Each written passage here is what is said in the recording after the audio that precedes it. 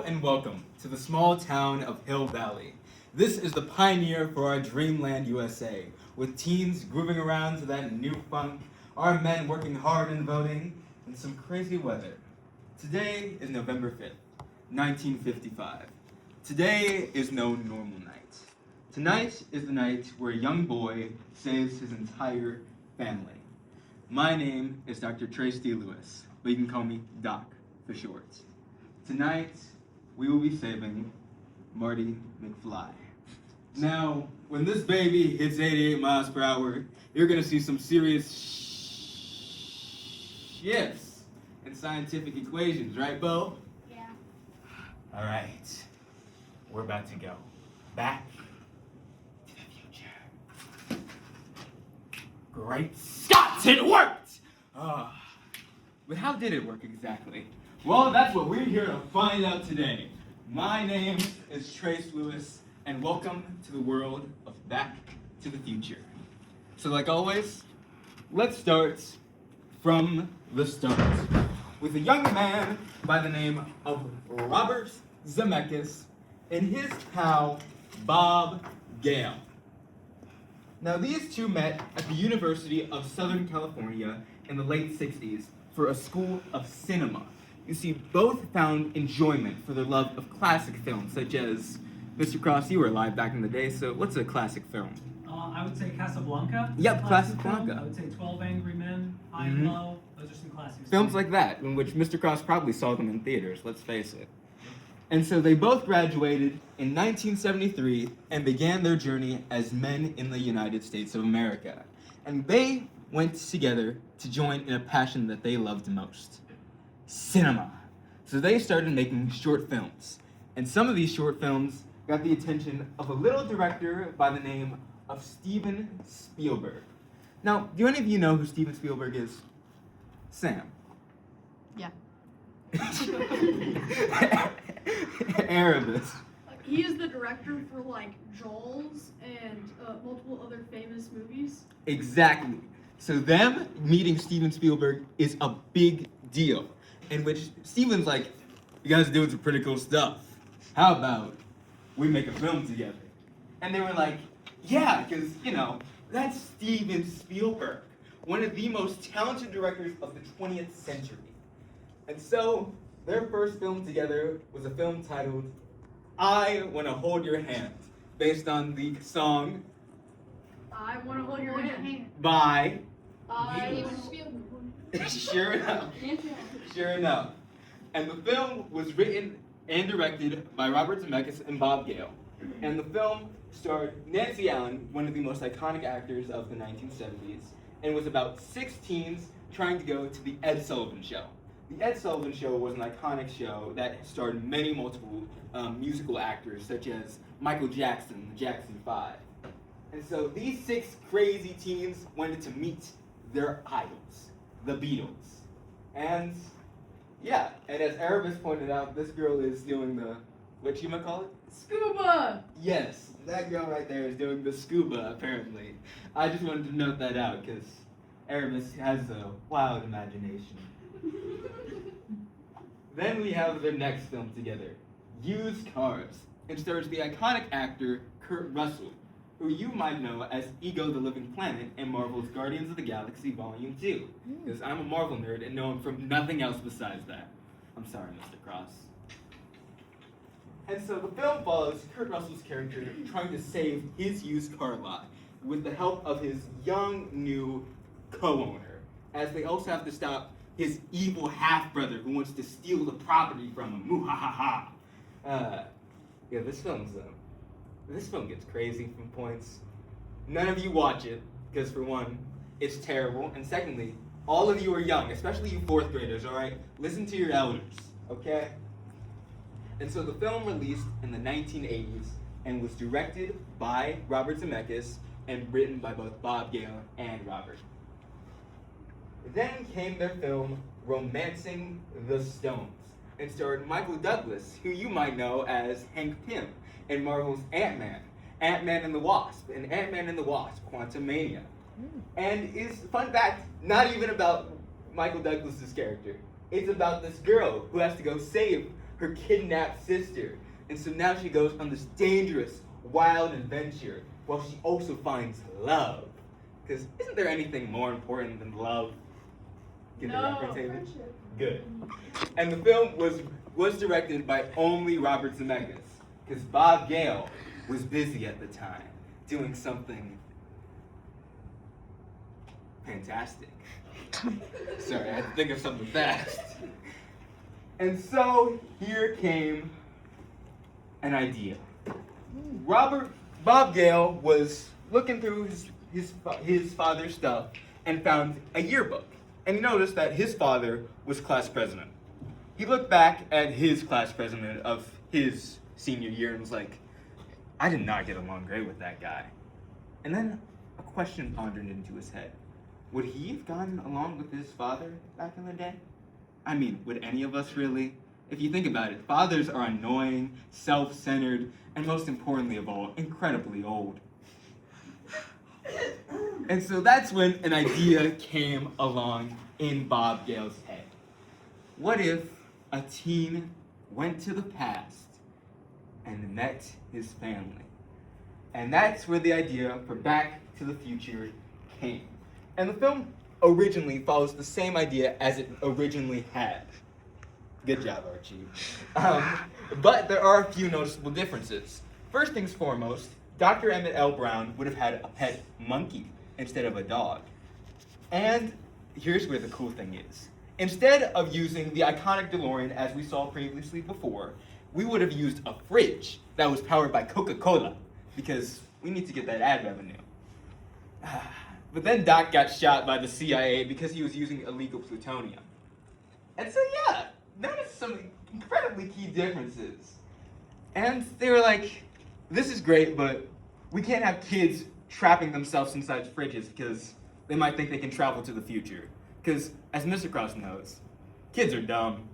Fridges were dangerous back then, they were. Especially, yeah.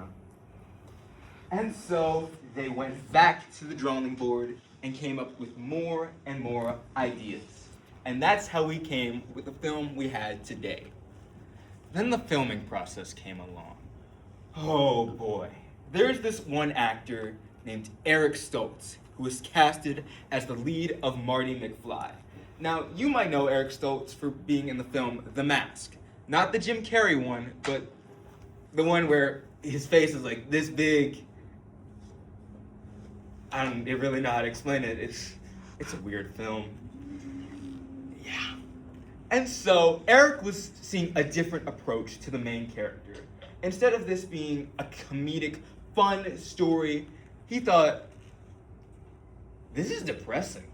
This man is losing everything he ever knew once before, and it's changing for the worse of it. Is that really who this guy would be? And apparently to Eric, he thought, yeah. This led to a more dark and egotistical feel that you don't want for your main character. Especially for a comedy. You want something fun and charismatic, like me. During this presentation only.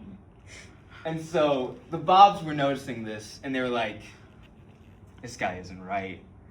And so they decided, we're just gonna fire you. And they had to come up with something new, fast. Originally, when writing the film, they had came with an actor by the name of Michael J. Fox for the lead role of Marty McFly. I don't know how to aim. So, but they had went with Michael J. Fox originally. The problem was, he was filming a TV show at the time titled Family Ties, which was one of the most popular sitcoms in America at the time. And so they couldn't really get him, and they had to go with their second option of Eric Stoltz.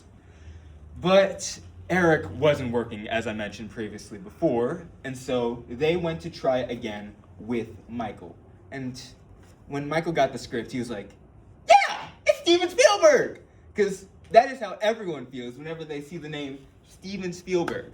You new gens don't know what I'm talking about, but Mr. Cross does because he saw the film in theaters. I gotta get all these old jokes in now, I'm sorry. Like, no offense. I enjoy it. Good. And so, as you can tell, the casting of Marty was a difficult process. Here's where the fun comes in. I need some volunteers. Let's see. Do I have one of every grade? Yeah. Okay, good. I'm gonna need someone of every grade. I'm gonna take Bo over there, because I know who you are most undoubtedly. I'm gonna take Haven. I'm gonna take Natalie. I'm gonna take Charlie. I'm gonna take Brooks. You five are gonna have a difficult decision on your hands. You guys are gonna have to cast the lead role of Marty McFly. Now you guys might be saying, who is this Marty McFly guy? Well, Marty McFly is your typical average teenager of the 80s. He's guitar playing, he's a skateboarder, he does all this cool stuff, and most importantly of all, he has the iconic catchphrase of "This is heavy." Now here's where the fun part comes in. You guys know some of our modern actors of the age. You guys are the best. You guys are my casting guys. And now you guys are gonna have to cast right now with some of the most iconic actors of the 21st century. Starting off with my pal, Tom Holland. Now he's British, first of all, so we're just gonna have to say a boo to that first. But he does a pretty decent American accent, which means he can get away with being American, especially Californian. Now you guys might know him for playing Spider-Man in the MCU, which is why he might be perfect for this cool, fun, comedic guy. Then there is Austin Butler. He played Elvis. That's it. There's no other reason for him. I just needed actors of the 21st century, and I don't really know half the guys on this list. Full disclosure. Then there's Joe Keery, who you might know as my goat, Steve Harrington, in which I'm gonna be honest with you, should have died in season 5, but that isn't our concern for today. You see, Joe has that comedic and fun, charismatic charm that you need from Marty. And most importantly of all, he's cool. The only issue, he's probably like 80, because Stranger Things took like 85 billion years or something. Then we have one actor that some of you might have never heard of before. Avi Dawson. Now he played Marty McFly for the United Kingdom, and has played Marty McFly before, which is why he's on that list. Here's where the fun part comes in. You five are going to have to cast Marty McFly with these 4 actors you have here. All of you have to agree on this, okay? So take your time, have fun with this, and most importantly of all, it's only a game. You may begin. Sure. Okay, we got it. This did not turn out, okay? Who do you guys choose? Joke, yeah. Okay, fine. You guys chose Joe Keery as your Marty McFly. Probably shouldn't have done that. You guys chose Joe Keery as your Marty McFly. Congratulations for ruining this. This was supposed to be fun, okay? You ruined it. I hope you're happy about that. Each and every one of you. Go back to your seat. Go. Go. For shame. For shame. Now I gotta rethink everything I've been doing right now. Thanks a lot, guys. Thanks a lot. This was supposed to be fun and educational, to show the process of how the Bobs felt when casting for Marty. But y'all had to ruin it. You know, they had actors like Ben Stiller and Johnny Depp up for auditions for the role. Did you guys know that? Well, guess what? That could have been you guys' next Johnny Depp, and you guys have ruined it. All of you are terrible. I'm firing each and every one of you, all right? Especially you, Haven. I'm telling Alistair. Okay. Ooh, you guys have made me angry. It was supposed to be not easy. That was how the transition was supposed to go, and you guys ruined it. I'm mad at all of y'all. So then, on July 4th weekend, Back to the Future released. Do you guys know what Back to the Future is even about? Yeah.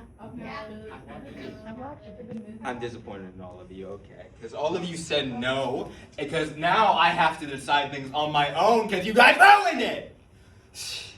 So, we have Back to the Future. The film follows Marty McFly, this average teenager who's just trying to live his life, you know? And so he auditioned for a group called the Pinheads to hope hopefully play for the school dance.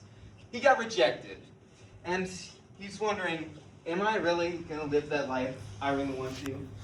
Luckily, he has his girlfriend, Jennifer Parker, to help him out. Jennifer is that good. Archie, sit down. Archie, sit down. Archie, never mind. And so Jennifer was lucky enough to help him out when getting through that journey, with them even planning a trip out to the lake.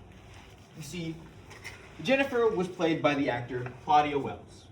Now, you might be saying, why does this matter for a side character who barely appears in the franchise? This will get fun later. And so then we go to Marty's home, and we get to meet his father, George McFly. Now, George McFly is a bit of a nerd, a bit of a geek, He's a little boring and stuff. And especially worst of all, he still has a bully in his 30s. Yeah, by the name of Biff Tannen. Alright, Biff has come over to Marty's house and is like, McFly, I need those reports in stat. You know what's gonna happen if I turn those in your handwriting? I'm gonna get fired. And George is like, oh geez, Biff, I'm sorry. I'll get those to you first thing in the morning. As you can see, it's not the best for George. He can't stand up for himself. And Marty is especially disappointed in his father. Then they got even worse news. As it turns out, their uncle didn't make bail. And so Lorraine tells her family that you're gonna have to eat this cake as she drinks. Lorraine is a bit of an alcoholic at this time. Marty doesn't really have the best of family, but it's family. And that's what matters. So then Marty goes to bed. He has a nice bit of sleep until he's called by this crazy kooky scientist by the name of Dr. Emmett L. Brown. He calls Marty saying, Marty, I need you at this place, stat! And so Marty heads over, where we get the introduction of the DeLorean. A time-traveling machine that requires 1.21 gigawatts of electricity in order to function. Now you might be saying, how do you get 1.21 gigawatts of electricity? That's simple. You use plutonium. You remember, Walt? In which, you might know this, but it's pretty difficult to get plutonium. So you might be wondering, how'd they get it? Libyan terrorists! And so Doc convinced these Libyan terrorists that he was gonna build them a bomb. But secretly, he just gave them spare pinball parts. But then they caught on. And so these terrorists came over to Hill Valley and started to shoot up the place, with Doc even getting shot. And so Marty has to run stat. He's scared of what's gonna happen. So he heads into the DeLorean and he says, let's see if these suckers can pass 90. You know what happens? Marty goes 88 miles per hour and is sent to the year 1955, where he arrives not at the place he was, not at a mall, but instead at an old farm run by a man by the name of Otis Peabody. All right? And he had this crazy, kooky idea of breeding pine trees. And which one of his pine trees eventually got cut down, and which led to, in the future, it being renamed Lone Pine Mall. And so Marty heads up into town to try and see what's really going on. And that's when he meets his father, George McFly. But he's his age. He's crazy, odd, creepy. And then another guy appears. Biff appears. And he's like, McFly, I'm gonna do these papers stat. You understand what's gonna happen if I turn in my homework and your handwriting? I get kicked out of school. And George is like, oh, geez, Biff, I will give it to you first thing in the morning. As you can see, there's a lot of parallels to what happened beforehand with George and Biff. And so, George gets some advice from this guy named Goldie Wilson. Now, in Marty's modern timeline, Goldie Wilson is mayor of Hill Valley. But back then, he's just only sweeping up the floors of this small restaurant. Marty notices this and is like, that's right, he's gonna be mayor! And that sparks an idea in Goldie, leading to a paradox, a cycle that's almost wonders how it begins and how it ends. That's where the fun comes in. And so George leaves and he goes on his bike to head over to Birdwatch. But secretly, he isn't watching birds. He's a peeping Tom, where he's watching his mother, Lorraine. And I have to make this appropriate because they're fourth graders here. So yeah, that's all you need to know, okay? And so then George falls from the tree and lands in the middle of the road. George is about to get hit by a car. Marty notices this and saves his father. And then Marty is knocked out, where he arrives in a bed. His mother's, Lorraine's bed, when she was 17. You see, that was the day George and Lorraine first fell in love. And without George ever being hit by that car, that can only mean one thing. Sweet home Alabama. That's all I will say. And so Marty's mother falls in love with him, which leads to some crazy things happening that we will not explain further on. And so now Marty has two missions. He has to get back to the future as well as saving his parents' marriage before he is erased from history. And so he gets the help of 1955 Doc in order to get themselves back to the future. They remember that the Hill Valley Clock Tower was hit at 10:04 p.m. on November 5th, 1955.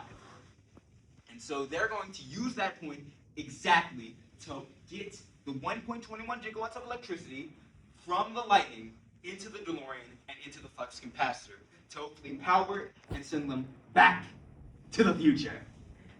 And then Marty has to help his father George stand up for himself, which all leads to the big third act of the Enchantment Under the Sea dance, and where Marty is with Lorraine in the car, and Lorraine makes the first move. And first she drinks some alcohol, then takes a smoke a cigarette, and then she kisses him. Yeah. And both realize something's off. And Lorraine says, it's like I'm kissing my brother. You get the joke? Because that's your son. Uh-huh. And then someone appears. Marty thinks that it's George, hopefully trying to stand up and try and ask Lorraine. But no, Walt. No. It's Biff. Biff's here and he's like, oh, you think you're gonna be here? And then Marty is taken out of the car and Biff tries to make a move on Lorraine, which leads to this big fight happening inside of the car as Marty is trapped. And then George appears, thinking that they're still gonna follow the plan, and where George saves Lorraine from Marty. But it turns out it's Biff. And so he's like, hey, you, get your hands off her. And then Biff appears from the car. He twists his right arm. And it's almost as if he's trapped. Then he hears Lorraine's voice. And that confidence grows in him. Have you ever felt that moment where just, you know you have to do something because it's right? Mm-hmm. That's how George felt. And so, in a shocking turn of events, he uses his left hand and sucker punches Biff right then and there. And Lorraine and George go out and have that dance. But there's another issue. The band can't play. The guitarist just so happened to break his right hand, leading to him not being able to play. So they need a guitarist, someone who wears a puffer vest, and someone who apparently was fan-casted to be Joe Carey. That's right, they got Marty. And so Marty plays the song, and George and Lorraine fall back in love with each other. And then they ask, let's do another one. Which leads to one of the most iconic scenes in fiction. Johnny Be Good by Chuck Berry plays, in which Marty apparently invents rock and roll, which was not supposed to happen yet. So here's a video of the events of the most iconic scene in history. All right, this is an oldie, but well, it's an oldie where I come from. All right, guys, listen to some blues riff and B. Watch me for the changes and try and keep up, okay?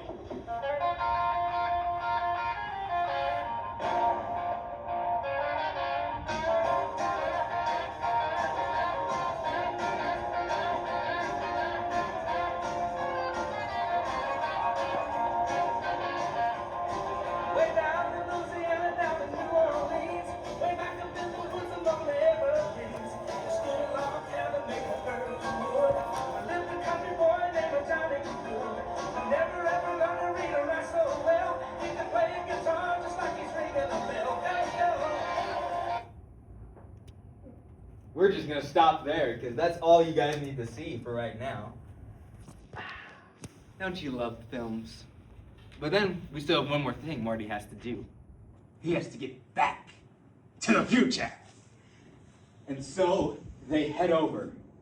And at exactly 10:04 p.m. that Saturday night, the DeLorean is hit by lightning, causing 1.21 gigawatts of electricity to go into the flux capacitor, sending Marty to the future. But here's the thing. Marty's future is a little different from how he knew it. His mother is no longer an alcoholic, and his father is a successful science fiction writer. Things turned out a lot better for Marty because of him just saying hello to his parents.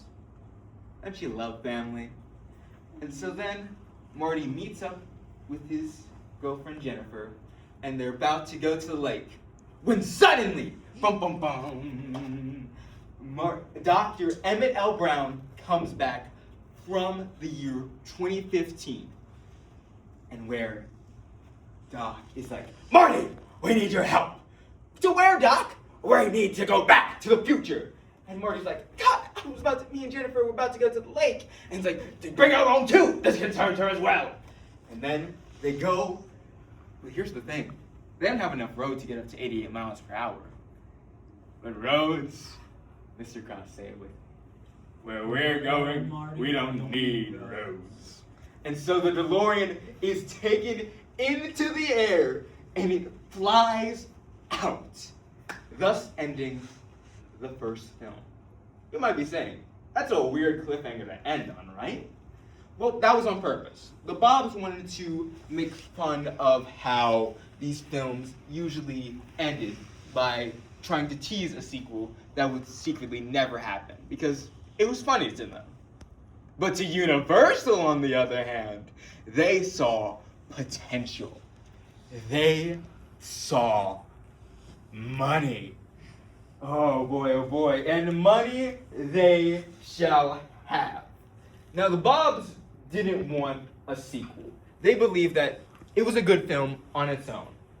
But the executives at Universal were like, Bobs, we're gonna do this with or without you, okay? So you might as well just join along, all right? It's you an extra pay, and you get to have some fun with it.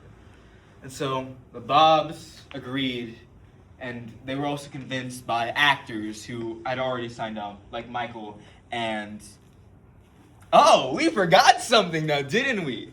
Oh boy. First things foremost, we have Crispin Glover. Crispin Glover was one of the actors who agreed to return at first. Notice at first, because something is going to change during the second film. George will be recasted, as we will find out later. Then the role of Biff Tannen was played by Thomas F. Wilson.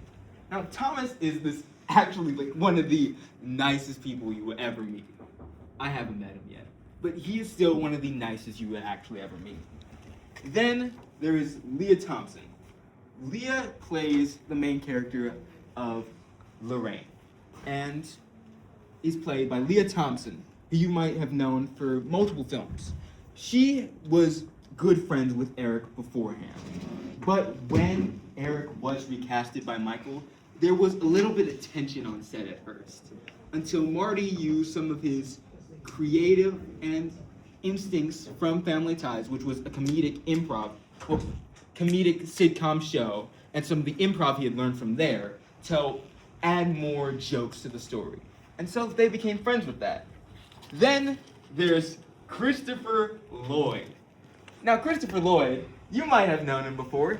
He played Uncle Fester in The Addams Family of 1991 and 1993. He also was in the film Who Framed Roger Rabbit, which is one of the films that Robert Zemeckis would work on later on during his career. You see, during that in-between gap, Robert was signed on to do an interpretation of the book Who Framed Roger Rabbit, and stars Christopher Lloyd as the main villain. Now, the story follows this animated rabbit named Roger Rabbit, who has been accused of murder. And so, him and a detective have to help solve who really killed this guy. And this film is a pioneer of modern classics, and especially animation. This was not your average animated film. No. This combined animation and live action together to form this wonderful film that released in 1998 and was directed by Robert Zemeckis. Now we're back on track, people.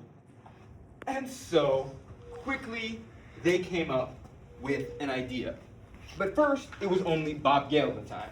Because Robert was busy at the time trying to work on Who Framed Roger Rabbit, Bob had to come up with some things to try and make a part 2. They originally never planned it, so they had to come up with something fast. So that's when they decided, let's go to the 60s. Let's groove along as the Vietnam War is happening, because, Mr. Cross, that was in the 60s, right? Starting in 60s. Okay, good, because I don't know history. I'm sorry. Yeah, sorry. And so they had this idea where George would be at war. And so Marty would somehow land into the 60s, and he would meet his mother, Lorraine, who bails Marty out of prison because he looks like a hippie, apparently. Because back in the 60s, they weren't a fan of hippies because they believed they allegedly had drugs. Drugs are bad. And so that money that Lorraine used to bail Marty was the money that Lorraine was going to use to see George. And turns out that was going to be the night of Marty's inception. So now Marty has to try and save himself from disappearing from history and also bring his parents back together. The film would have ended with one long speech about Marty talking about peace and whatnot. But people agreed. It didn't really match the highs of the first film. And so they changed it up a bit. One of those ideas was like, let's go to the Wild Wild West. And so all this formed together into what they called Part 2. But Steven looked at this and was like, that's a long film. You guys realize you can split this up, double the money. And they were like, yeah, sure, let's do it. And so they split it up into 2 films, which led to Back to the Future Part 2 and Back to the Future Part 3. Now, Back to the Future Part 2 starts exactly where we left off, except one tiny little thing. Jennifer is recasted by the actor of Elizabeth Shue. That's not because of anything that happened behind the scenes, but instead of what was happening to Claudia Wells at the time. At the time of filming, Claudia's mother had gotten really sick, and so she wanted to support her mother as much as she can. And so the Bobs said, let's just recast her. And so they recasted her with Elizabeth Shue. And so our trio head to the year 2015, and where they see flying cars, hoverboards, and holograms. Now, did any of this happen in 2015? We got those hoverboard things, but they weren't really hovering. They also weren't really cool either. Yeah. And so, they had to save Marty and Jennifer's children from being arrested in prison because of Biff's grandson, Griff, which led to this cool fight in where Marty had to switch with his son, and Marty had to stop Griff. Then Marty, after he stopped Griff, Marty saw a sports almanac. Now, do any of you know what an almanac actually is? Archie. A car? Mr. Cross. An almanac is a book that holds, this is going to shock you guys, historical information in it. You could have an almanac of history or sports or major historical events. Exactly. Marty had seen a sports almanac. And so it was like, what if I bet on these things? Because I know this is exactly how it's going to happen. And so Marty buys this, but Doc's like, Marty, you can't do that. You're going to realize you're going to mess up our future. And so he throws it away. But Biff notices it. He's like 85 and is about how Mr. Cross looks now. So he looks really, really old. And he notices this almanac and then notices the DeLorean. You see, back when Marty, Jennifer, and Doc all had left, he saw the DeLorean fly up into the sky and leave. And so he noticed this and realized, what if that thing can travel into the past and future? This is an accurate impression of Mr. Cross, by the way. I hope you know that. And so Biff steals into the DeLorean and he travels back to 1955 to hand the sports almanac to himself. This led to our main characters coming back to a world they did not know. This world is controlled by Biff. Biff had done a bunch of horse racing bets and had made banks off of this, with him starting oil rigs, creating more money, and even owning the police of California. I didn't even know that was possible. I hope I could do that one day. And so he even gets away with murder. He kills George just to marry Lorraine because of what happened in the first film with him trying to make a move. Yeah. And so now they have, Marty and Doc have to figure out the exact moments in which things had changed. And so now,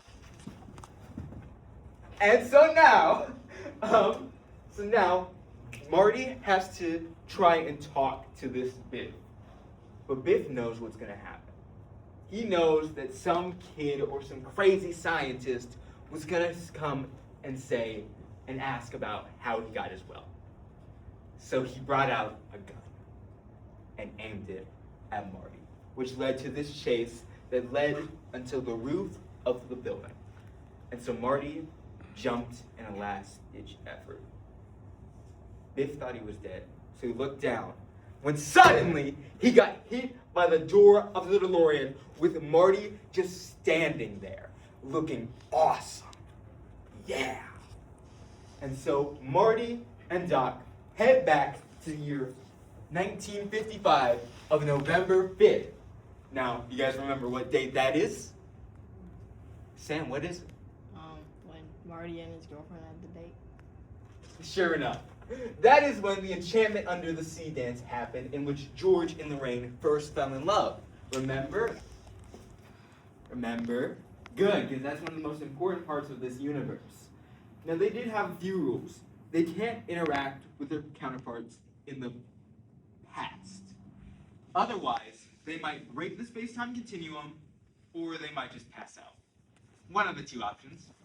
Both are pretty safe. And so now they have to get the sports almanac from Biff without interacting with their first film counterparts. And they succeed. And so Doc is in the DeLorean and is about to get Marty, when suddenly lightning strikes the DeLorean, sending it back in time to the year 1885. And so now Doc is stuck in the past, and Marty is also stuck in the past, which leads to a sequel. That's right, a year later, in the year 1970, Back to the Future Part 3 released. Now, Marty needed the help of 1955 Doc, who had just sent Marty from 3 days ago into 1985, which then led to the events that happened and so on and so forth. And so they went over and found a DeLorean that Doc had left over from when he was sent into 1885 when they saw something. They saw the grave of Dr. Emmett L. Brown of September 8th, 1885. He's gonna die a few days after he just arrived there.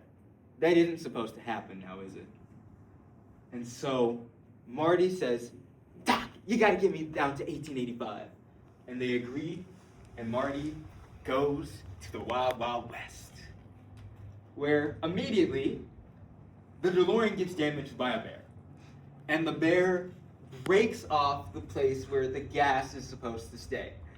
Now you might be wondering, isn't the DeLorean powered by plutonium and trash? Well, apparently it isn't, I guess. I don't know, okay? I'm not the writer. And so now Marty had to try and find Doc. This led to a situation they found. A guy was looking for him by the name of Mad Dog Tannen, who was a hunter of Hill Valley. Now, Mad Dog Tannen didn't like this name, and which is why he got mad at anyone who used that name. Now, Mad Dog Tannen had a little beef with Doc because he believed that he was owed $152 because the horseshoe on his horse had broken off when it was clearly his own fault. That's what you learn from these debts. Oh, harsh. And so now Marty was in the meeting of Mad Dog Tannen when suddenly someone saves him. It's Doc. And Doc's like, Marty, you shouldn't be here. You're not supposed to be. I told you go to 1985. And Marty's like, Doc, you're about to die. And this all is crazy. When suddenly Doc remembers he has to meet up with someone. He has to meet up with this new teacher who has just arrived to Hill Valley by the name of Clara Clayton. All right? Clara is a teacher and now in Marty's modern timeline, Clara's supposed to die in a ravine because no one was there to save her. And it would have been named Clayton Ravine. But thanks to the help of Doc and Marty, they're saved. Clara is saved. Which then leads to it being renamed Eastwood Ravine because of the actor Clint Eastwood. That's because Marty needed a new disguise to help try and get along with the 1800 cowboys and whatnot. Then, slowly and slowly, throughout the few days of Doc's life, Doc starts to fall in love with Clara. And all of this leads to this big thing in which all of it ends with a duel. Mad Dog Tannen is finally ready. He wants that money, but since he's not going to get it, he's going to take the death penalty. And so, someone else arrives in Doc's place, though. It's Marty. Marty appears, and Mad Dog Tannen takes a shot. Marty is down. Then he appears back up. He had a plate underneath to protect his chest, and then Marty takes Mad Dog into a pile of horse poop, or as they called it, manure. And so now they have one goal at hand: get the DeLorean to 88 miles per hour, which is where they decide they're going to use a train.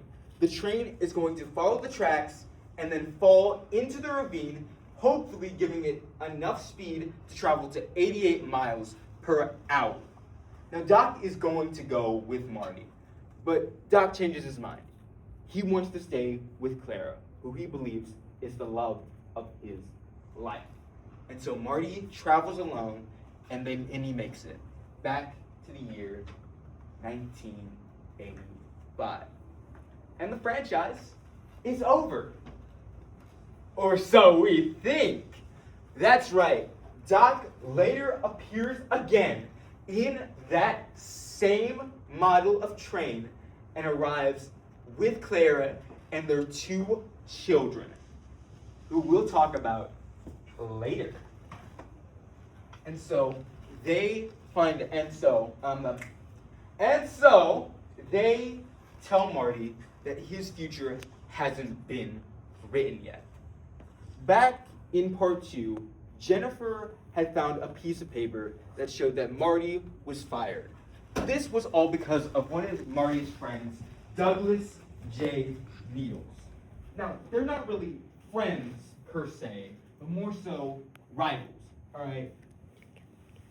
Douglas uses Marty and as an excuse to do reckless things by calling him a chicken.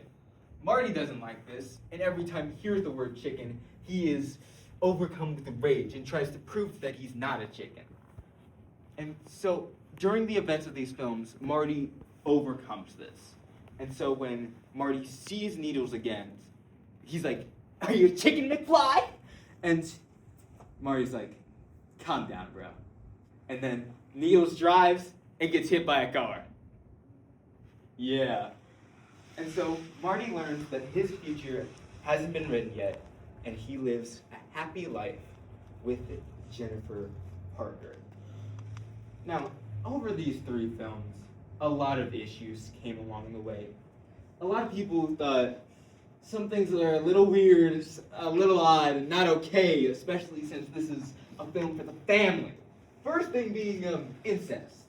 Now, incest is when you have romantic feelings with someone a part of your family, as I had to describe it.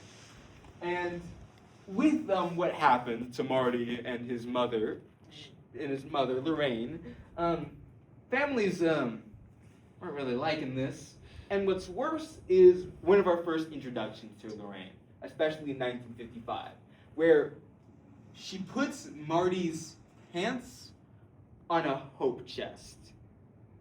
Now, some of you might not know what a hope chest is.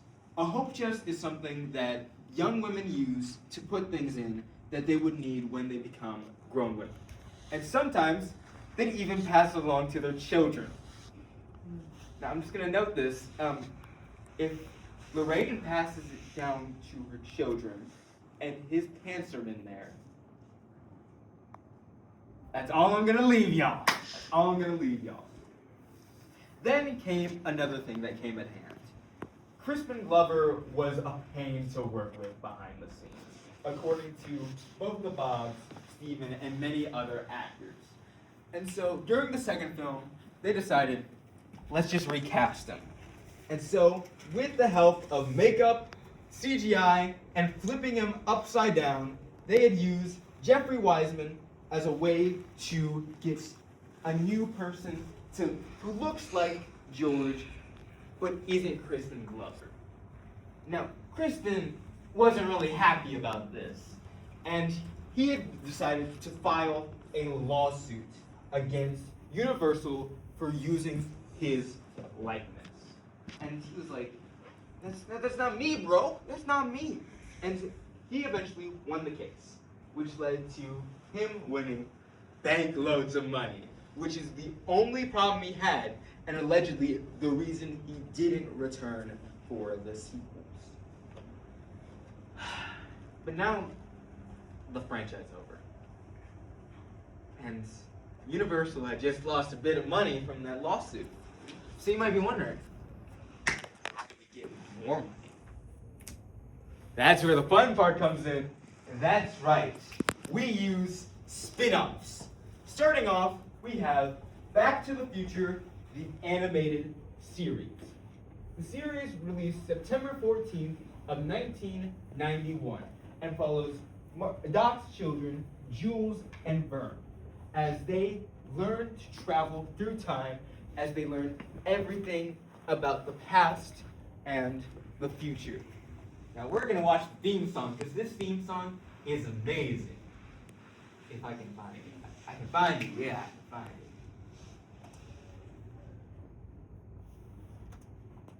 it. This will play it too. Otherwise, okay, it plays good.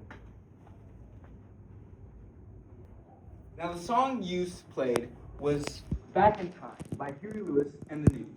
This song was made especially for the franchise of Back to the Future.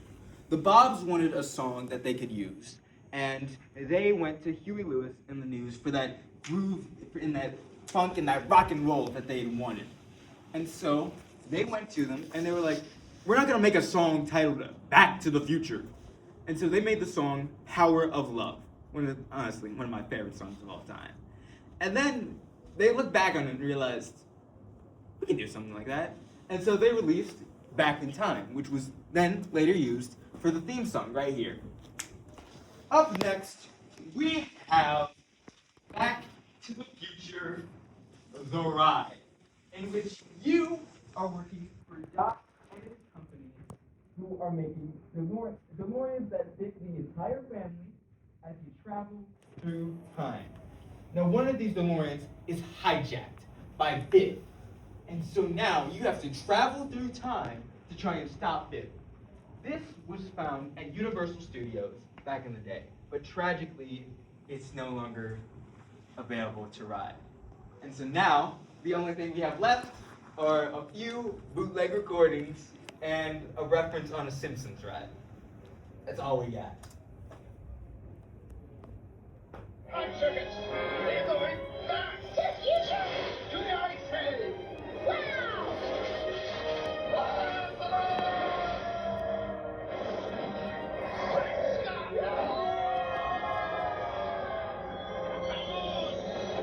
Go back to the future. At Universal Studios, Florida. It's the greatest ride in the universe as we know it. Great Scott! Yeah, as you can see, it's a nice fun ride for the entire family. Then, whoa, then we have the comics. Boy, oh boy, oh boy, oh boy. And so these comics are used to help answer unanswered questions that people have. Like, for example, how did Doc and Marty really meet? Because why is a 17-year-old boy hanging out with this 40-year-old man who looks like he's in his 60s? Like Mr. Krabs. And so they answer that question by saying he was just dog sitting. And so they slowly became friends. Yeah. Then we have Back to the Future, the game, which was made by Telltale Productions. Now, if you don't know who they are, they make games where you get to choose how the story goes. So let's just say you want to travel to 2015 rather than 1955. You get to travel to 2015 instead of 1955. Pretty fun, right? Yeah.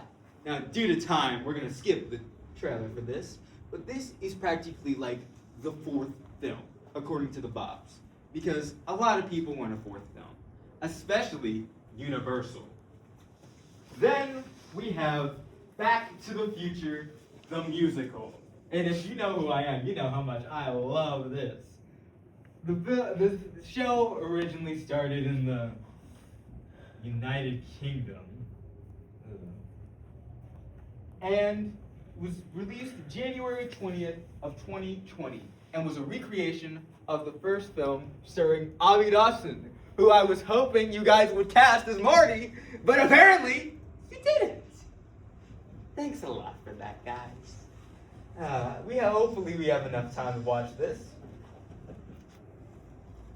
A very similar recreation, but on the stage. Now, fun fact about this, this has an actual DeLorean on stage that even flies out into the house, which is amazing, and I wish I got to show a clip of it, but I can't, unfortunately. I'm sorry, guys. And so now we land to today. Back to the Future still remains a cult classic, with millions of people watching it every day.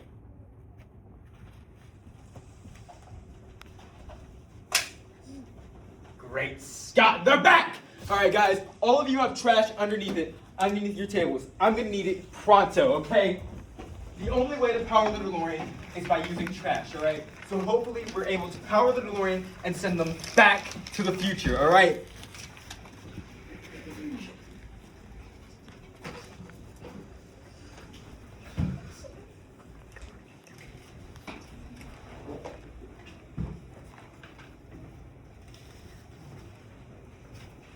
All right, this shall do it. This will do it. This will do it.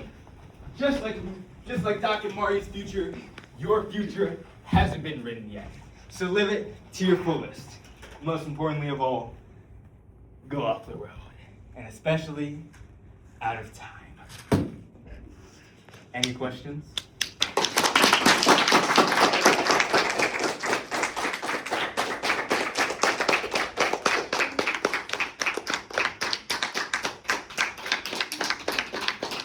Mr. Cross, Do you think they'll ever make a 4th movie?